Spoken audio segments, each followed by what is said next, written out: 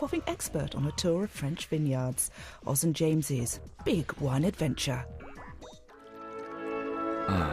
Luscious, creamy textures, mouth-watering flavours, intoxicating... Oh, for God's sake, man, shut up.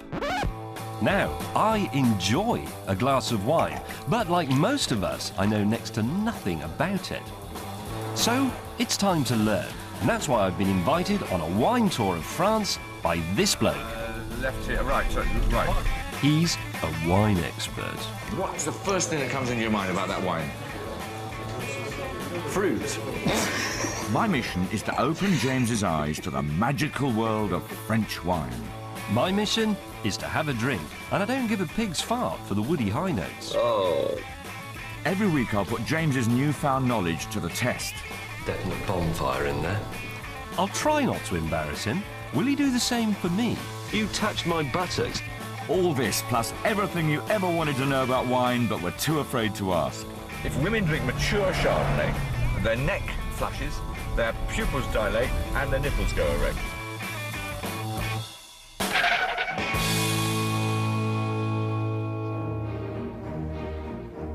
Chablis Premier Cru Montmain.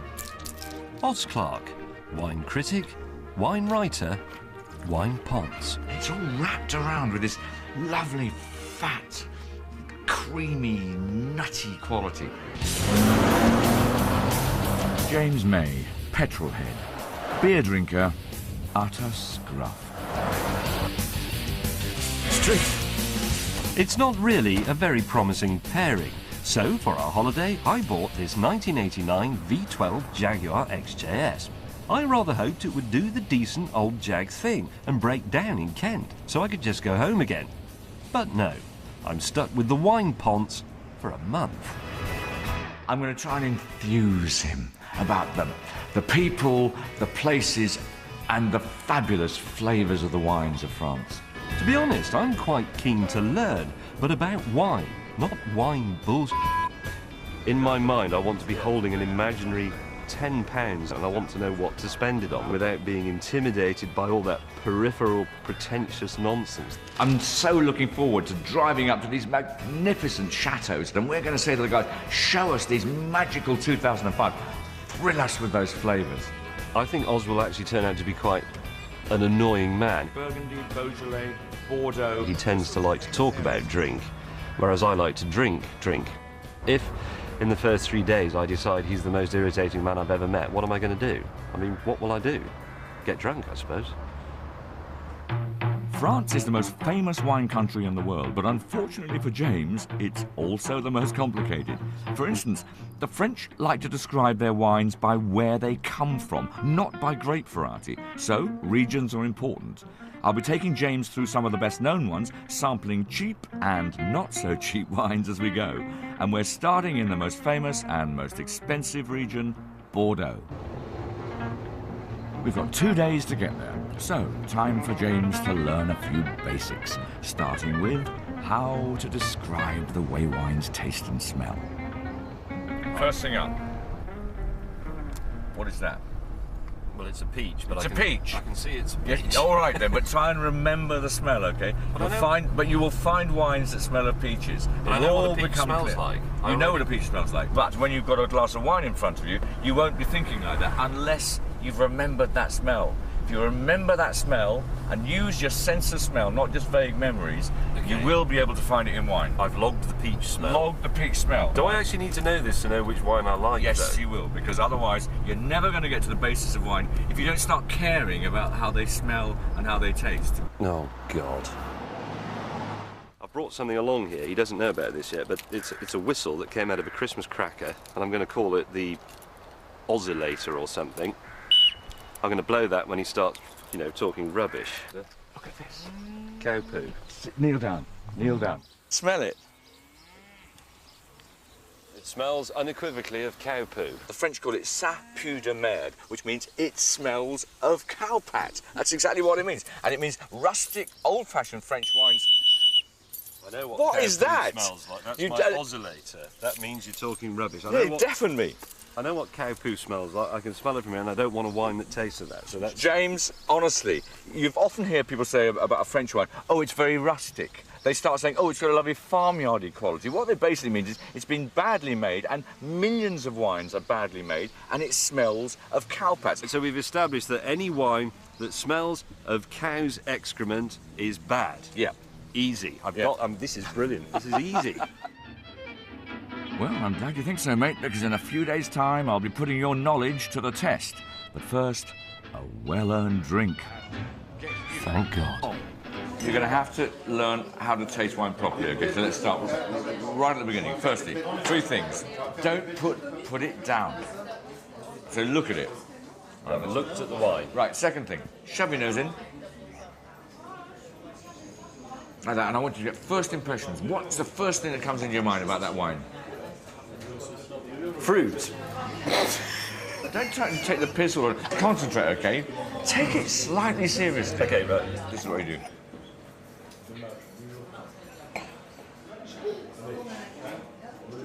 sorry. Okay, I'll do it You again. didn't ask me about it. But what's You that? didn't ask me what I was doing. No, but you sort What I of was chew doing- it. You were yeah, chewing the whole it. point is if you get wine in your mouth and then you mix it with oxygen, by doing that, you massively improve the flavour.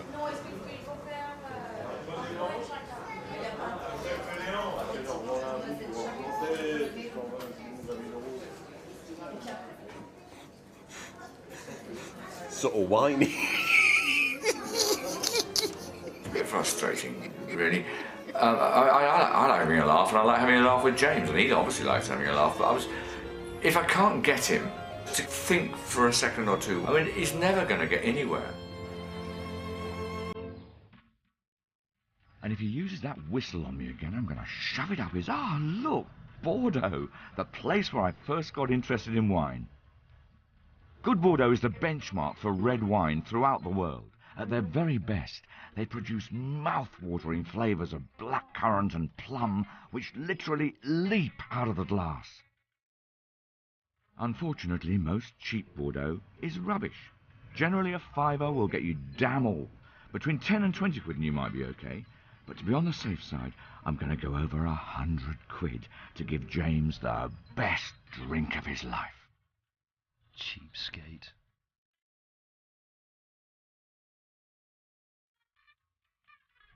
Bordeaux, I think, probably is the most famous red wine area in the world because of trade and because of money. And it's because it's been a triangle of trade between North America. None of that actually helps me appreciate the flavour, though. I can understand why it's important, but what is... Bordeaux is a region of France. Well, it's a city in France. Yes? Am I going to get a lot of this? Yes. I think I am, aren't I? Well, Bordeaux is a region in France. that's yes. enough history, Ed. Yeah, it's good. Interesting, but I just want to... So Okay. I'm prepared for this. Bordeaux then grows particular grape varieties. What are those grapes? The main grape varieties we're going to find are the Cabernet grape. Cabernet Sauvignon is its full name. And the other grape is the Merlot grape. Excellent. This is what we'll call a wine fact. Our first stop is to visit one of Bordeaux's most distinguished winemakers, and for that, I've told that whistle-wielding scruff to smarten up a bit. What's with the headmaster's uniform? It's Helmut Lang, actually. Not so you'd know it. Oh, dear. Hey, do you get that smell there? Smell? Cut grass. Good smell. Here, there's a smell of cut grass. The awfully grand Chateau Pichon Longueville Comtesse de la Lande is in the Medoc area of Bordeaux, north of the city. Generally, the Bordeaux made up here have an appetising, bitter edge to them. If that's your thing, look for words like Pauillac or Haute Medoc on the label. Hey, wine fact. We're here to meet Chatelaine, grande dame and winemaker Madame May Eliane de Lancassagne. Did you make an appointment, or are we just... I thought we were supposed to be here 20 minutes ago, but look, she's a grande dame. I mean, we can't exactly say, excuse me. Hey, you know, No, let's but, in. sorry, what I mean is you have arranged with her that we're coming. She doesn't think we've turned up to sell her some cable TV or anything. I think she thinks that we've turned up to try and have a nice lunch with her. Although when she sees you, she may actually change her mind. She may have... Well, come on, it's not that bad. Well, look. That's fashionable, apparently. It may be fashionable in the sort of King's Road in London. I doubt if it's fashionable in a smart chateau like this in Bordeaux. All the tops are scruffy and decrepit, you know. Not in Bordeaux, they're not. I bet she comes out and she's got her slippers on and an old gown. Bonjour, madame. Je m'appelle James. Bonjour James. Bonjour. Bonjour, madame. Je m'appelle Oz. Bien, nous sommes déjà rencontrés, non? Oui, bien sûr. Oui, bien voilà. sûr. Bonjour. Bonjour tout le monde. Madame's premier red is the lush, scented Chateau Pichon Longueville Comtesse de Lalande. But these smart chateaux do have second wines, not so flash, but far cheaper. Madame's is called Reserve de la Comtesse. At over 20 quid, it's still expensive, but it's nothing compared to these historic vintages down here. Altogether, this stuff's worth millions. Well, I'm sure it's very good then. I'll have one. This'll do. So this is, for example, I've pulled out of there, this is a 1940. Yes. You could have been picking this grape Of course. at the moment when Robert Yeah. Stamford Tuck was downing a Heinkel 111 over the Channel in his Hawker Hurricane, which is a nice thought. Yeah. It should almost be drunk to celebrate it. That was the Paris Commune, wasn't Yeah, it? When the they were all Commune. sitting And eating the rats. the end of Napoleon III. So that is 1870 of Mouton Rothschild. Here you I now have absolutely no idea what those two are on about. They're whiffling, but no suggestion whatsoever that we're going to drink any of it. We're looking at it. We're looking at old wine. Look at the old wine. God in heaven. This is a 1937.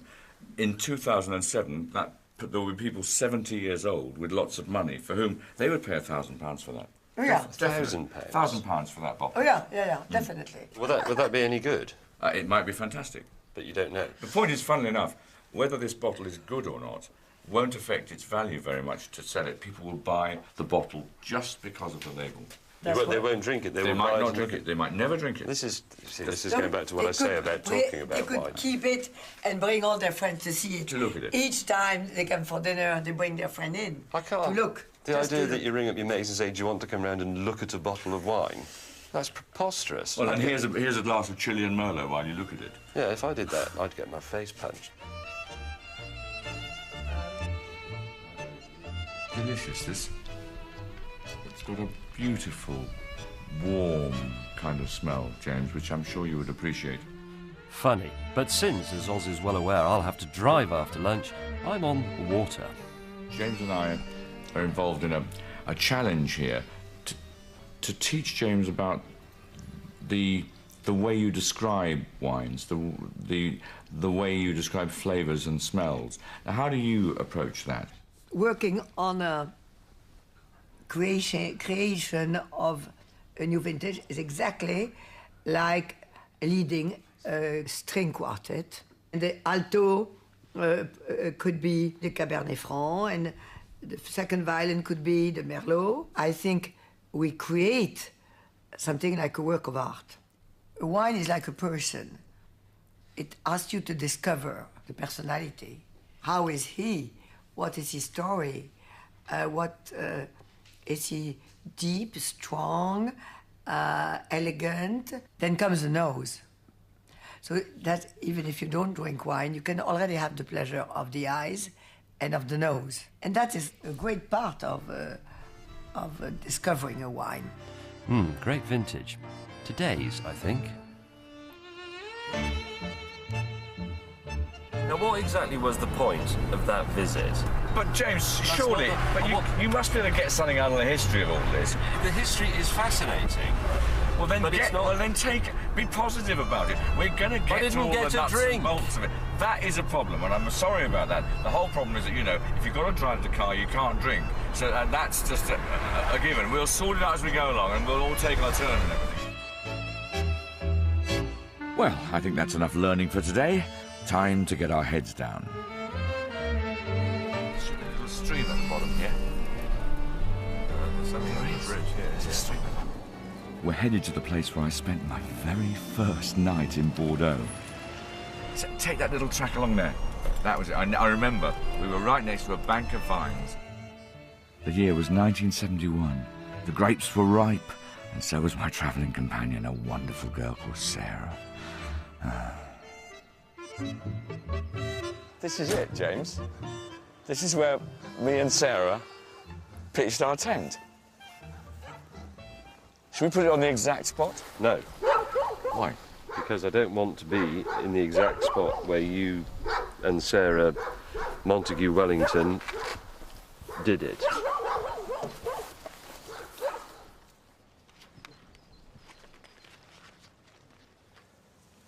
I can't believe she actually wanted to have sex with a man who was this incompetent at putting a tent up. How could she possibly have found him appealing?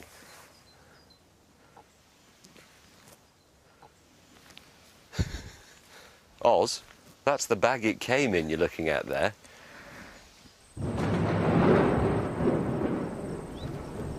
Can you actually get into this wine tasting and writing, Mark, in the first place? Wine I got into because I wanted to meet girls. I went up to university with no money. I discovered there was this wine tasting society for £2 a term. It was a university society. You could get 4 wine tastings and you could take a guest. So I just thought, 4 wine tastings a term, £2, that's 50p a go. And I just thought, that's 50p a date. And then they started this English wine tasting team. So I went down and auditioned and got into the team. You tasted wine for England? I tasted wine for England, yeah. Oh, no. There's water coming through. It's bad. Ow. I found a pound. It'd be mine. Yeah, probably. This was the worst idea you've ever had.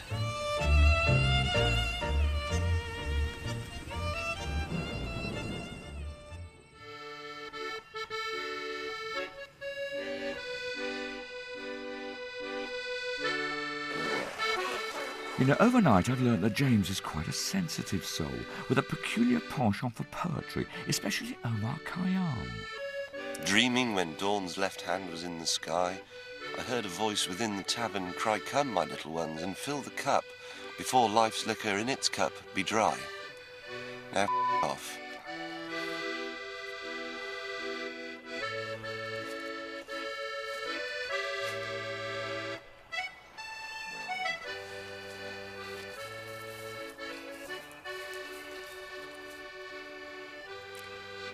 He doesn't think he snores, he snores. He does, I can tell you. I heard him at least 100 times last night. I'm getting freshly watered meadow with an acidic finish. Ah, yes, wine smells. Remember, James has got a test coming up. Smell that.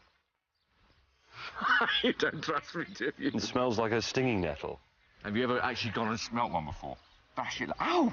No, I haven't, to be honest. God, it goes straight through your... Oh, but that smell, that is one of the great, great smells. Yeah. Hang on. A badly tuned diesel. Now, we just had a rough night, so I've decided to give us both a little treat. South of the city is Chateau Smith Haute Lafitte.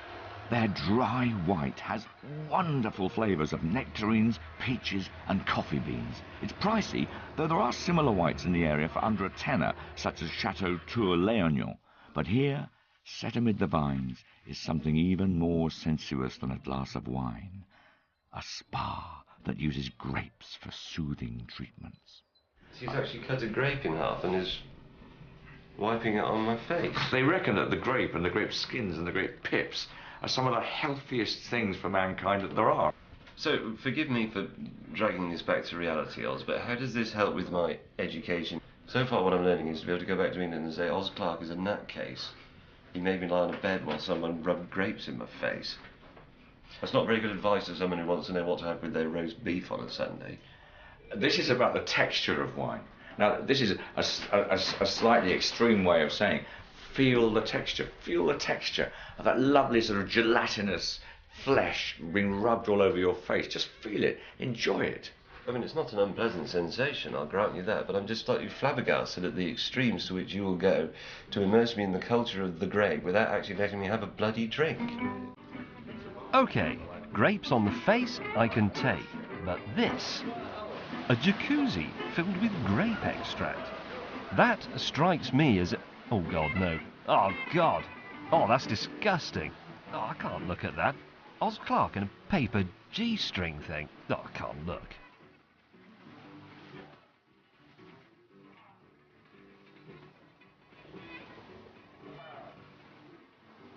Oh, James, stop holding your beer belly in. Relax.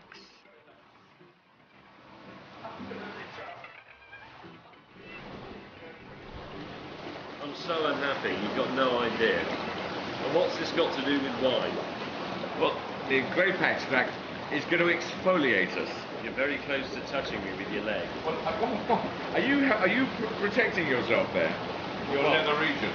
I'm trying not to touch you in any way. I can't bear touching people. I'm miserable. I'm going to sleep. I hate it. There's something in James's soul. He seems to be the kind of fellow you give him a treat and he rebels against it. He sort of shrinks away from it. I don't like physical contact. I don't like public nudity. Oz does seem to like it, and it was giving him immense pleasure watching me squirm, and he did touch me on the buttocks. Why can't you actually just say, well, there might be something positive going on? Well, like a glass of wine, for example, which is what I'm here to... What you haven't got, Oz, is I want to try some of that rough... I want to try the stuff that ends up in my local supermarket for £5.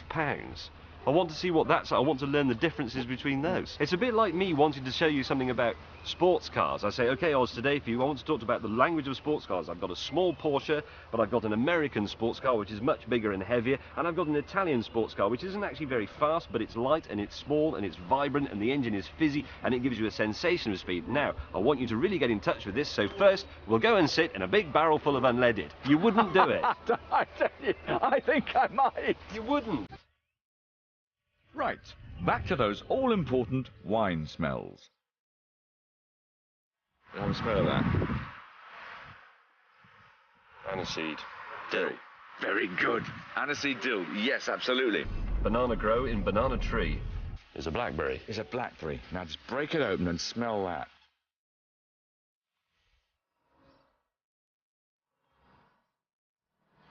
What wine, so I know to avoid it, smells at the bottom of your shoe? Beaujolais, good Beaujolais. Smells like gym shoes, really. Running along tarmac in the summer. I hope he's taking some of this in, because pretty soon he's going to have his knowledge put to the test in the company of one of Bordeaux's major players. I don't think I've learned a huge amount about wine. The thing that I have learned is that Oz has accumulated a truly staggering amount of personal crap in my car. The footwell is full of whatever it is that he wants me to smell and learn about, and he's just left it in the car. I mean, he's always looking rather old-fashionedly to my side, as though I've made some kind of frightful mess. He left a banana on my woodwork, and it leaked and got sticky juice in all the switches. I hate him for that. I hate him. Yeah? At least I don't clean my car with a miniature paintbrush. Talk about anal. Anyway, test time. It's 8:20, actually. This is still on Are England. you going to change your watch from English time to French time? No. You're going to stay with English time all the way? Well, that is the time. We invented it. This is the magnificent Chateau Pichon Longueville Baron. It's not a bad gaff. These are Pichon's fabulous vineyards. They produce a stonking, deep, scented red wine. It's one of the most sought-after Bordeaux's in the world. James, hello. How did you? Christian The bloke in charge is one of the few powerful Englishmen in French wine. Christian Seeley is a guy who is a really hot shot. He's in charge of 4 or 5 really important properties. He knows a great deal about wine, and I thought it was a good idea to take James along to him and sort of start testing out James with a true expert. Christian and his charming wife Corinne want us to taste 3 of their finest wines. Can James use what he's learnt to describe them in a half-decent way? This is a young wine, and so we're just getting those basic flavours at the moment. But those flavours will develop and become more complex and more interesting and change. Pick it up. It won't hurt you. Shove it up your nose and give it a good snort. Now this is a rich white Bordeaux to start with, the Chateau Soudbureau 2001. Comes in at around £40 a bottle. What I'm hoping for here is words like peaches, apricot, It's pineapple and honey.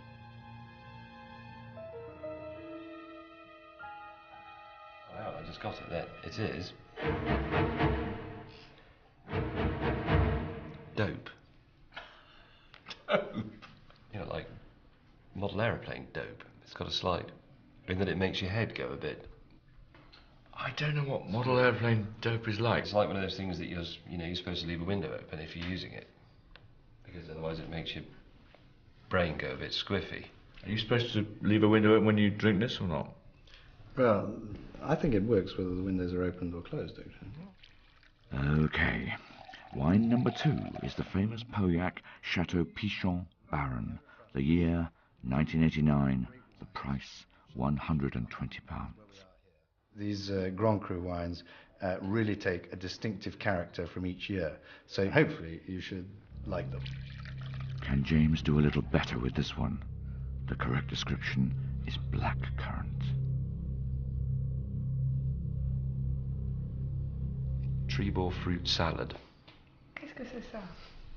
Comment vous avez dit? Fruit salad. Non, avant. Before, tree. Tribord is the maker. A sweet maker, like Arrevaux. I'm hoping you like Tribord fruit salad. Oh, I do. I love them. Yeah. James, I hate you. Our last wine is the 1988 Pichon Baron, £54 a bottle. It's slightly more acidic, and he should be picking up a slight hint of tobacco. But don't hold your breath. Bonfire. Definite bonfire in there. And a definite barbecued sausage, or something like that. Sausage? A slight sort of pork fat high note or low note. Is that... So impressed, because it is exactly what I'm getting the point. Maybe even a little bit of Virginian tobacco. At last. Now I'm going to taste it. He's got something right.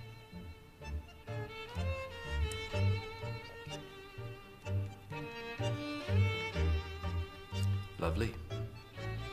A very fine wine. At the moment, he still has to go on, poncing about the place and throwing out all this, frankly, idiotic and rather ridiculous way of describing and relating to wines. But underneath that, I'm pretty sure that some of this stuff is sinking in. I'm slightly cross with Oz in a way, because I think he's led me up this path of being a wine connoisseur, but it's not central to what we're trying to achieve here, which is a beginner's guide to basic French wine appreciation. I'm going to have to be a bit tougher with him, I think. Well, they're not bright, fresh, easygoing flavours. There's a peachy... Sorry, I should have explained this is my oscillator. It's an agreed signal that Oz is being a bit of a wine bore. I've got 3 boys. Does it work with Oz? Well, you want the Acme Thunderer. It's a British whistle. It's a traditional, like a referee's whistle. It has a mouthpiece and a circular bit with a P in that rattles, and it was the whistle they used on the Titanic, in which they blew when it was going down. And you can still buy exactly the same whistle. I will send you one, if you like. Right, I think it's time I set TV's Oz Clarke a test. This has absolutely nothing to do with wine, but it does have quite a lot to do with the French and the French mentality. This is a 2CV. It was designed before the war, and part of the original design remit was that it had to be able to drive across a ploughed field with a basket of eggs on the passenger seat without breaking any of them. And this was because it was designed as a car for rural people, and it would in fact be driven across fields. So Monsieur Oz, the local French peasant, he has to drive from here and back again across the ploughed furrows without breaking any of the eggs in the basket. We don't actually know if this works, because it's been repeated millions of times, this idea. It may be a myth, I don't know, but we'll find out, because now we'll see if the 2CV breaks the eggs. Go. The gripping.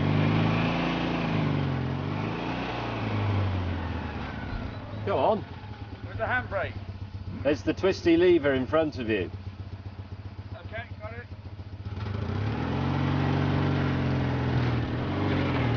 See, it's front-wheel drive, which makes it very good for driving across ploughed fields. It's got very, very long travel, very soft suspension and very narrow tyres.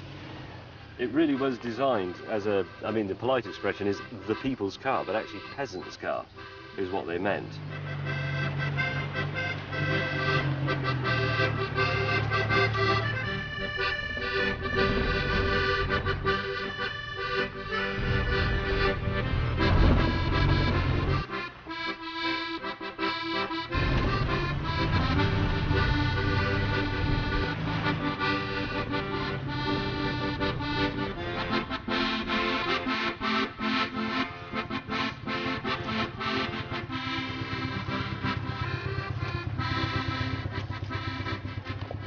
Well, look at that. It's not fate, this is absolutely true. That's remarkable. It works. Oh, there's a tiny bit of damage. This earth has sustained a wound, but actually not so bad that you couldn't still make an omelette with it, so none of the others are damaged. It's all true. You can cross a ploughed field in a 2CV with a basket of eggs on the seat. Do you want to try it in the Jag? I'd love to try in the Jag. Come on, Your then. Jag? In this field? Let's not try it in the Jag. We've now left the grand chateaux of Bordeaux behind to get down and dirty in France's most rugged wine region, Languedoc-Roussillon. Spread like a crescent round the Mediterranean shore and down to the Pyrenees, its steep mountain vineyards yield intense Grenache and Syrah grapes for beefy reds and Muscat grapes for fruity whites. Here, I'll be showing James the winemaking process from start to finish. I'm going to take you right back to the basics of wine, the nuts and bolts of wine, and I'm going to show you how to make it. Well, we're going to make some wine. Oh, we might. Excellent. And as the cock crew, it looked like a stitch-up.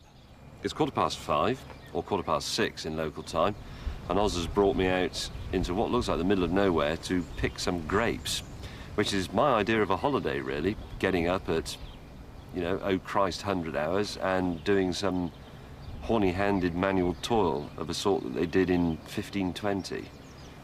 Marvellous. I'm really excited by this. To be out, actually, the beginning of this year's harvest is me and James out on these hills. It's fantastic. These are the steep granite slopes of the Côte de Roussillon, Catalan country. In 2001, South African Tom Lubber and Kiwi Sam Harrop bought a vineyard here, and they started Matassa Wines. Tom and Sam's whole winemaking year revolves around this one event. If these grapes aren't harvested now, they'll over-ripen, and the lads can kiss their £25 per bottle goodbye. 25 quid for some phony colonial plonk. And they're obviously not Frenchmen. For a start, they're working. To capture the flavours we want to, we have to get out pretty early and pick it quickly. Obviously, Oz and James contributing their part to that speed. Quite quick, isn't he? Yes. Now, I'm just wondering, do I draw the line at violence here, or...? Will there be wine at the end of this? There will be drinking. Right, in that case, I shall work. Ah, someone in the wine world understands me. Tom says you can just rip them off with your hands, right? Well, I tried some of it. Failed. Some of mine did come off with my hands. For every one of these vines that they're picking, we'll probably get about half a bottle of wine on average. There's a very, very small amount, which is why it's so expensive.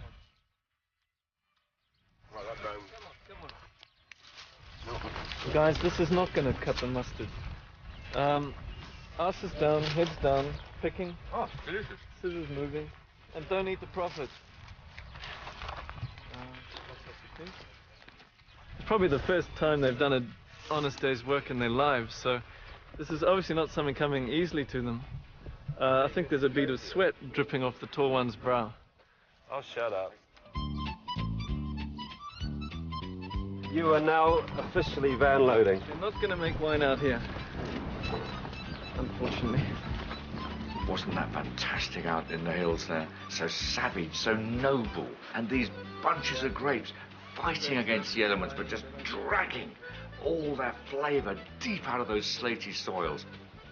Grape picking is not a romantic job, and if you're a student and you're thinking, I'll spend the summer picking grapes, don't, because when you're 70 years old, you'll be bent at right angles. It's not worth it. Like the peasants we've become, we are paid with some homemade wine. I mean, this isn't fruit so much as stones and herbs. And I can taste the struggle of the Antipodean. When was the last time you tasted a struggling Hey, Antipodean? arrête de parler et bois un peu. Right. C'est bon. En Catalogne, on boit. Basically saying in Catalonia, stop talking, get drinking. No, I Okay, then, I approve. Okay? Allez. I approve of What's the the Catalan for Catalonian. selling? Sante. Got it.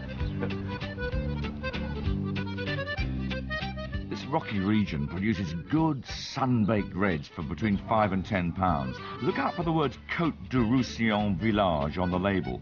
Village generally indicates a region's better wines. Hey, that's a wine fact. Tom and Sam like to keep things simple. Matassa's one of the few producers that still squash their grapes by foot. In you get. Can I stand on that handle thing? In you go. It's cast iron, it's not going to break. No, I thought it might tip up. Okay. Oh, isn't that nice? The squidgy feel of grapes between the Okay. toes. The feet are in the grapes.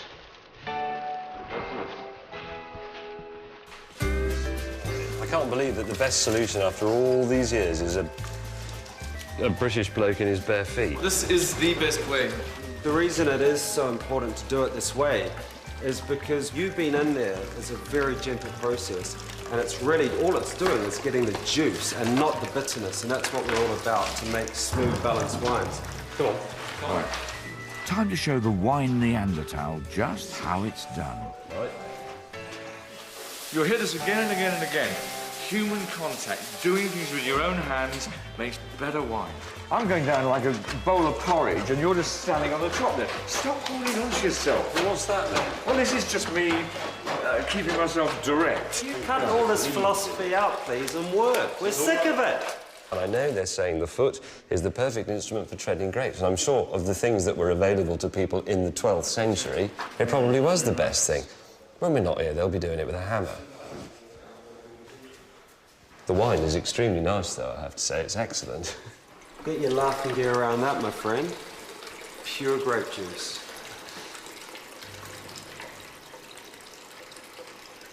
Pretty nice, actually. Pretty sweet. Easy, mate, we don't have much. The lads only produce 5,000 bottles of white wine a year, and not much more of their red. That's a tiny amount, but it's worth it because you get a real sense of these rugged hills in the flavour. So James has done his first harvest, and now he thinks he knows it all. The way wine is made is extremely simple. You pick some grapes, you squash them to get the juice out, then you store them in a barrel or something and wait for fermentation to occur and produce alcohol. It's easy. Well, yes, that's the theory, but don't get too cocky, mate, because later on I'll be putting your winemaking skills to the test.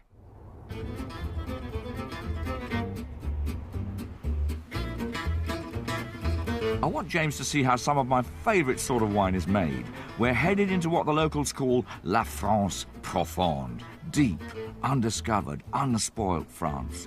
Scattered around the village of Sainte-Anne are isolated rural communities hardly seen by outsiders.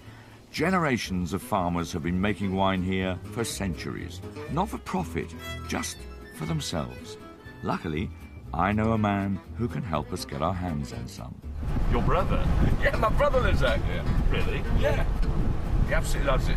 And I have to say, his friends are the local small farmers. Those are the people he hangs out with. And if he's going to sit, watching the sun go down, he'll be sitting watching the sun go down with a tumbler of red that his neighbour has actually made in his cowshed. Is that your brother? That's my bro. He looks like you. My bro. Bonjour, Monsieur Clark Senior. Sir. Nice to see you. And you. How are you? This is très rustique. We ought to go up to Guy because they've got the cochon, which we're going to convert into supper. What do you mean? A cochon? Cochon pig. They've got a half pig, which we're going to do already for the supper. You killed a pig? No, the abattoir kindly did it for us. Dead pigs. Can you make wine out of those? Unsuspecting, I set out across the wasteland. Now, these guys really do make red wines as rustic as you can get. But we won't be getting a mouthful just yet, because around here, if there's some work to be done, you're expected to roll up your sleeves and help. That's help, James. Oz has become French. It's just turned into a Frenchman. In a minute he will go, ooh la la la la la la la la, about a piece of pork. That's a fantastic bit of meat. Is that the sausage? The sausage thing is marvellous, and they're a fantastic bunch of gnarly old Frenchmen, but I want to drink their wine. It must seem as if I'm being really miserable about all this, but I'm not trying to wind Oz up or be horrible to him. I just know, from what I've learned about him already, that left to his own devices, he gets so carried away with this. Is that for sausage or is that for cooking? And I've got to try and hammer him down and get something useful out of him, otherwise I'm going to go home having had a nice holiday but not learned anything, and I'll be back in the pub drinking bitter. I haven't learned anything about wine today. I'm still completely baffled about wine. Yeah, but all right, just give us a break, because give us a couple of minutes, because what happens in country areas like this, everyone does the work, and then they all break out the bottles of wine, and they have the wine that has been made absolutely here. You know, okay. This is the whole point. The local pig killed by the local people, and then they drink the local wine. We haven't got this right yet, have we? I'm going to my local supermarket or off-licence, and I want to buy a bottle of French wine, and I want to buy a nice one, you know? James, I'm trying to give you some idea about the different cultures in the French world, which is full of wine, and you're resisting getting anywhere near the cultures because you're obsessed about trying to get a £4.99 bottle of red wine in a bloody high street in England. We're just chopping up bits of pork which the lads are going to eat, and then they're going to drink something which is made out in his back shed. Can we go to the shed? Yes, I'm sure when we've done a bit of work, we can actually earn a bit of shed. I have finally made him a bit cross. That's quite an achievement, isn't it? Bravo.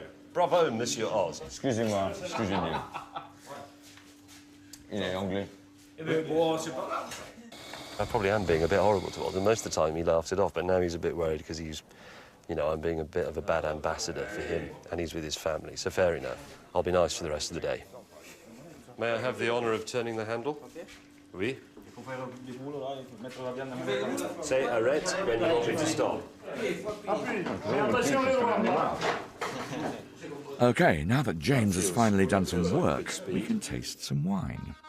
This is Le Vrai home brew. The farmers' families have always made it in barrels and vats like these. They don't sell it, it's for family, friends, and, well, you've got to have something to drink with your lunch. Oh, this is modern. Uncle.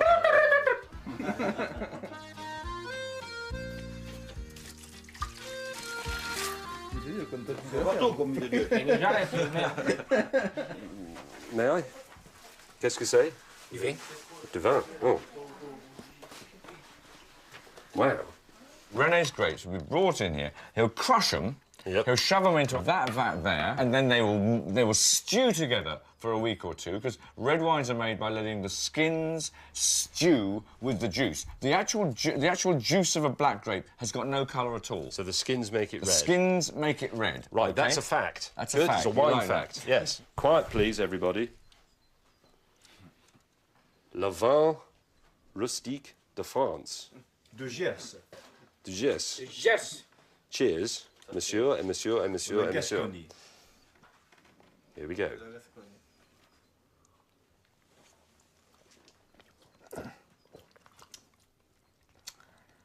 That's not bad, actually. I think it's smashing. That's really, but au naturel and fruity and it's just wine. It's like grape drink. It's très bon, monsieur. Merci, très bon, monsieur Guy. Très bon. But you see that? I'll have a bucket of that. This is what I like. It's rustic, it's honest, it's decent, it's for proper men who are in the resistance, and you drink it on your farm, and it's fantastic. I hope he's been paying a bit of attention instead of lardy-dying about the place, because actually later on we're going to get him to make some wine. Simple as that. We're going to give him some grapes and say, James, make some wine. It isn't rocket science, it's a drink. Have I got to drive the car this afternoon? No, you don't. Smashing. Oh, we haven't told you. You don't have to drive the car this afternoon. No, it's worse. I have to put a tent up. This is the really tricky one. Is it in? Right.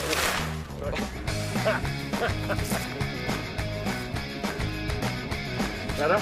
Yeah. Hey. There you go. Oh. There's a bloody great stone underneath. It's been an interesting few days. We've helped with the harvest, fallen out, we've made up, and James has even learnt a few things about winemaking. Hopefully. Now all I want is to enjoy a quiet pint with my big bro. I can go on and be poncy about wine for hours. Then suddenly you get to a place like this and you just think, whatever glass is in your hand is the glass you're going to have. I know I may not have given the impression all the time, but I am enjoying this trip immensely. It's fabulously good fun. Oz is great company. Cheers, Johnny. Well, thanks for an absolutely smashing day. No. I'm actually learning a surprising amount about wine. I keep surprising myself, in fact. I've turned into a wine ponce, look. I'm doing this. I wasn't even thinking about it. The trouble is, I'm oxygenating it. I've already been infected.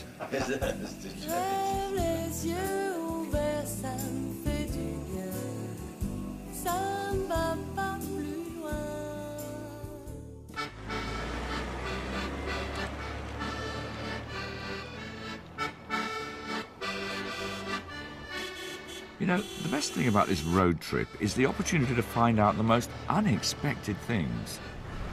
I actually specialised in the harpsichord when I was at university.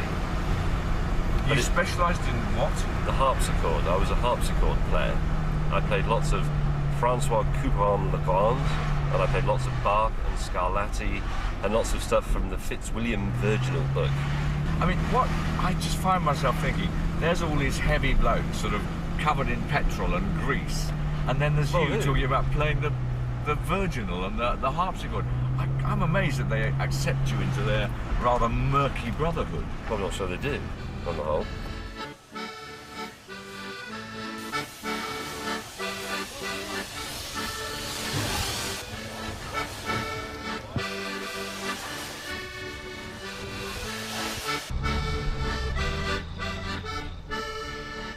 You know when you were on Food and Drink and you were with that woman who dressed up as a S&M woman, what was her name? JG.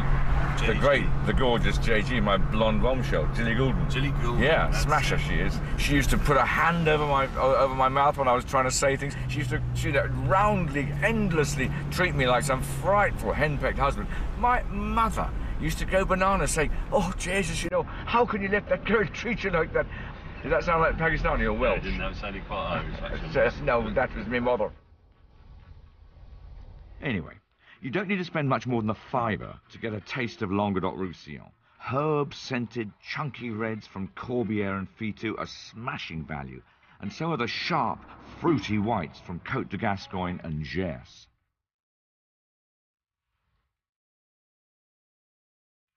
Over the past few days, I've been trying to show James how wine is made. Has any of it sunk in? Let's find out. Good luck. I've challenged him to make some of his own. These are all the same, these grapes? Yes, they're all the same. So the first thing I have to do is put the grapes in this bucket thing and squash them somehow. I'm working on this attractive mural of the surrounding area, which tells you, how far away things are and so on. It's the ideal working environment for the amateur vintner. Oz has set this so that he can go off and ponce around looking at chateaux. He thinks I'll make a complete cock-up of this and I'll be here for days, but he's wrong. I mean, I can see why they call him Captain Slow. He seems to be taking the berries off one by one. I mean, I would take a bunch and go like that. Not James. Oz is interacting with the locals now, which is what he's very good at. Et nous avons un petit qui veut faire vin. I have no option but to do the traditional thing and tread on them, which I'm not very keen on, to be honest, because I think it might contaminate it. But anyway. Absolutely nothing is happening. This is rubbish. I need some technology. Oz? Could you ask Madame if she has something like a potato masher that I could borrow for an hour or so? Well, she's not got a potato masher, but this being rural France, she does have a lovely old hoe. Nous avons acheté des raisins. Non, oui. Allez, avec les pieds. May I... Non, c'est trop sale, ça. Oh, il faut le laver. Alors, si vous voulez faire le raisin, Is that an heirloom? je vais le No, laver. she says you've got to go and wash it first. Oh, Je vais vous no. le laver, moi, ça. Je ne vais pas vous faire le raisin, non. It's fine. This will give it some C'est good tout sale. rusty high notes. Je vais le sortir, je vais le laver. Can you hold that or not? You see? Push it up further. Yeah, there's... Okay. Get those bits. Hold it firmly. I'm going to push that hard. Okay, look at all that juice pouring out. I've bought some yeast and I've nicked some sugar from a roadside cafe. Yeast and the sugar will work together and this will turn what is at the moment grape juice into wine. Look at that frothing up. That's already making alcohol. We don't actually know. She's asking whether we've succeeded. Yeah, I'm enjoying myself. This is au naturel. We will send you a case when it's matured. Il a dit qu'il vous remettre une caisse quand c'est prêt à boire. Non, je ne veux pas, moi. Je n'aime pas le vin. She says she'd rather not. Non. Voilà, Voilà. le vin rouge. Rouge. Pas trop rouge. Sort of rouge. Honestly, they'll be queuing up for this at Ramsay's big Ponzi restaurant. Well, that's assuming it's any good, and we'll soon find out, because you'll be testing it out on the locals. It won't be ready for a while, so in the meantime, there's a chance to take part in one of France's more bizarre wine-making traditions. So it's a competition for seeing who can pull corks out of bottles. Fastest. What happens to all the wine?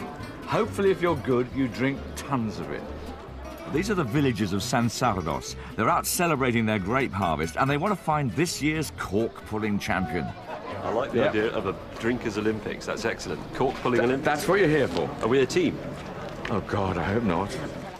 So each bottle you open gets... Uncharacteristically for the French, the organisers like to ensure le fair play, and they have an extensive rule book which they rigorously apply.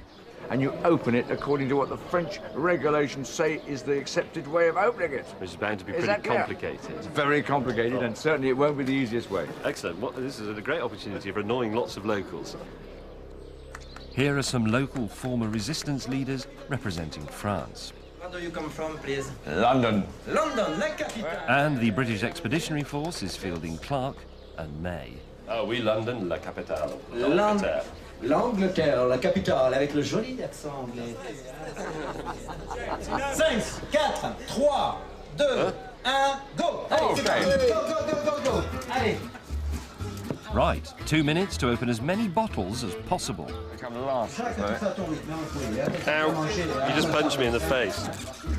I've done what?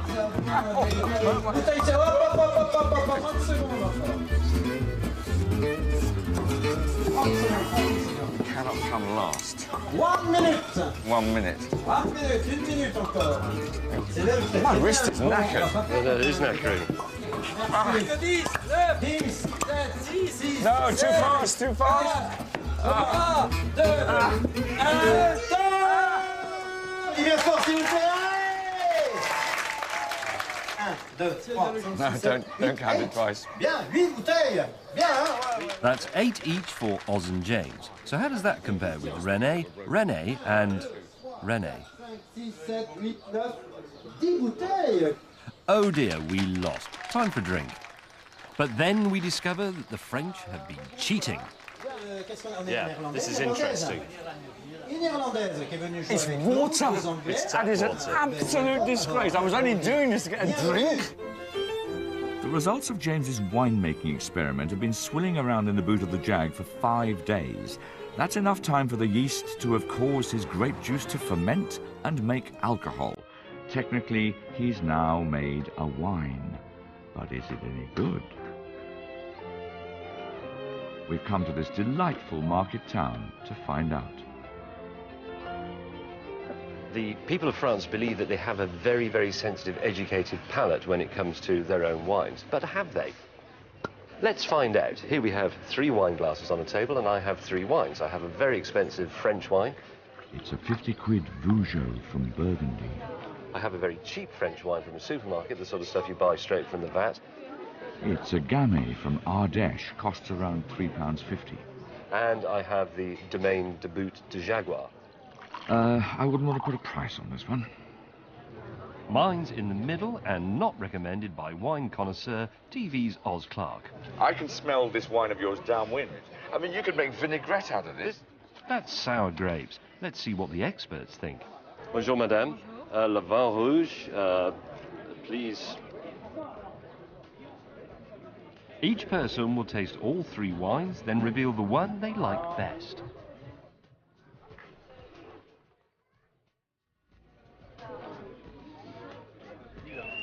Okay, monsieur?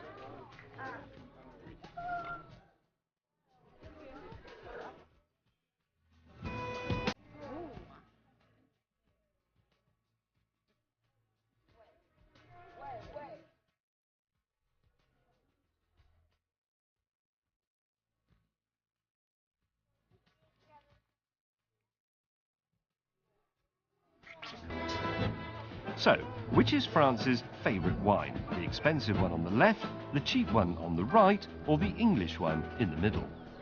Monsieur, votre favor. Expensive. Expensive. Expensive. Expensive. Expensive. Expensive again. Okay. That's number 1, that's number 2, that's number 3 for me. You're Dutch? Yes. You're disqualified. Votre favor. Expensive. Expensive. Maybe Oz has a point. Expensive. Oh, his missus likes the cheap one. Nice. This, look. You can't even see through it. I mean, it's as though you've actually made this with a mixture of washing up water and Ribena. Expensive. Expensive. Expensive. Expensive. Oh, yes! What? Merci, merci bien, monsieur. Magnifique. Let's just see that one again.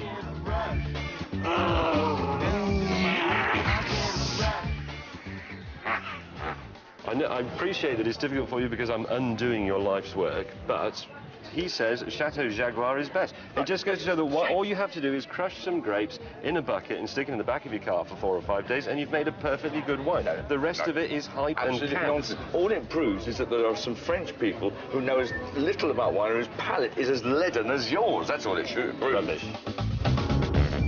Find more wine-choosing advice from Oz Woody High Notes Clark at bbc.co.uk/food. Next time, I teach James how to match wine with food. That tastes doesn't it? I enhance my reputation as Britain's best driver. And we celebrate the harvest with a good old-fashioned boys' night out. I can't listen to any of this. You're getting smashed. And I'm way behind you.